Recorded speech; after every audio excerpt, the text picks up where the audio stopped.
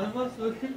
Sen o zaman eşinizle bir görüşün. Bakalım nasıl tekrar oynayacağım. Fakat hanım 5 bin liranın altında Hocaya mı kaldırdınız? Euzubillahimineşşeytanirracim. Bismillahirrahmanirrahim. Elhamdülillahi ve kefâ ve salatu ve selamu ala ibadihillezîne istafâ. Cenab-ı Allah'ın rahmetinin, merhametinin, mağfiretinin, her türlü iyilik ve güzelliklerinin üzerimize rahmet yağmurları gibi yağdığı bir zaman dilimi içerisindeyiz. Bu mübarek gecede rivayetlere göre Kur'an-ı Kerim'in levh-i mahfuzdan dünya semasına indiği gece diye bilinir, anılır, Berat gecesi. Bu gece çok bereketli, feyizli ve verimli, kutlu bir gece olduğu için bu gecenin bir ismi mübarektir. Ve Kur'an-ı Kerim'de de bu geceye işaret eden Duhan suresinin 1. ayeti celilesinde de işte Leyle-i Mübareke diye geçer. Her bir hayırlı işi takdir ettiği gecedir. Yani kader çizgilerimizin çizileceği, belirleneceği bir gecedir. Yapılan ibadetlerin, feyzinin, bereketinin ve sevabının çok büyük olacağı yine Peygamber Efendimiz Aleyhissalatu vesselam tarafından müjdelenmiştir. Yine bu gece inşallah idrak ettiğimiz zaman Peygamber Efendimizin, tabi hepsinden daha önemlisi Peygamberimizin müjdesinin de bulunduğu bir gece ki Allah Resulü Aleyhissalatu vesselam bu geceyle ilgili şöyle buyuruyor. Şaban ayının 15. gecesi olduğu zaman فَقُومُوا لَيْلَتَهَا وَصُومُوا نَهَارَهَا. O gecenin, yani o 15. gecesinin ibadetle, kıyamla geçirin, ibadetle ihya edin وَصُومُوا نَهَارَهَا. Gündüzünde de oruç tutun buyuruyor. Ve devamında Peygamberimiz 15. gecesi olduğu zaman güneş batımından güneş doğuncaya kadar Cenab-ı Allah dünya semasına tecelli eder ve şöyle nida eder. Yok mu hatalarına, günahlarına, isyanlarına tövbe eden yok mu? Benden af dilesin, mağfiret dilesin de onu affedeyim. Yok mu bir belaya müptela olup da o beladan kurtulmak isteyen yok mu? Onu o beladan kurtarayım.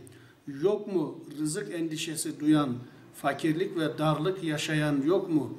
Benden rızık istesin de onu rızıklandırayım. Yok mu şunu isteyen, yok mu bunu isteyen diye Cenab-ı Allah bu gece sabaha kadar bu şekilde nida eder. Yine bir başka hadisi şerifte de bu gece Allah Resulü Aleyhissalatu vesselam Allah dünya semasına tecelli eder. Şaban ayının 15. gecesi olduğu zaman Cenab-ı Allah dünya semasına tecelli eder ve o geceyi ruhuna ve şanına uygun bir şekilde idrak ve ihya edenlerden Kelp oğullarını, Beni Kelp kabilesinin koyunlarının kılları adedince Müslümanı affedeceğini yine Peygamber Efendimiz Aleyhissalatu vesselam bize müjdeliyor.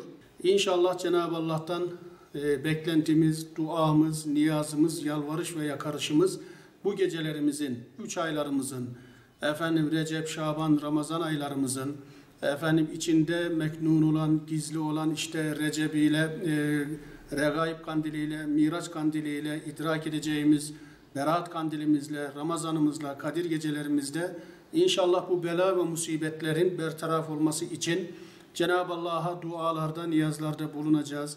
İnşallah kardeşlerimiz, Müslüman kardeşlerimiz bu geceyi ihmal etmesinler, etmemelidir.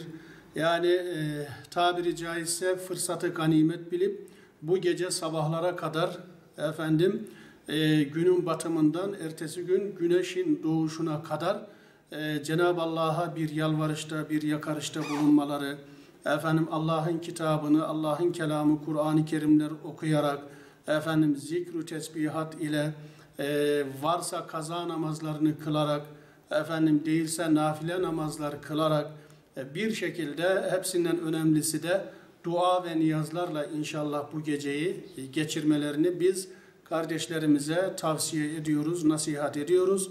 Yani bu günleri ve bu geceleri sanki hayatımızın son 3 aylarıymış gibi, hayatımızın son işte Regaib, Miraç, Berat, belki de son kandillerimizmiş gibi o duyguyla idrak etmeleri, ihya etmelerini biz halkımıza, kardeşlerimize tavsiye ediyoruz. Belki de hayatımız boyunca, ömrümüz boyunca, belki tarihimiz boyunca Cenab-ı Allah'a da yalvarış ve dua konusunda yani bu kadar en fazla muhtaç olduğumuz bir dönem. Her zaman Allah'a, onun rahmetine, merhametine muhtacız ama bugün her zamankinden daha fazla muhtacız.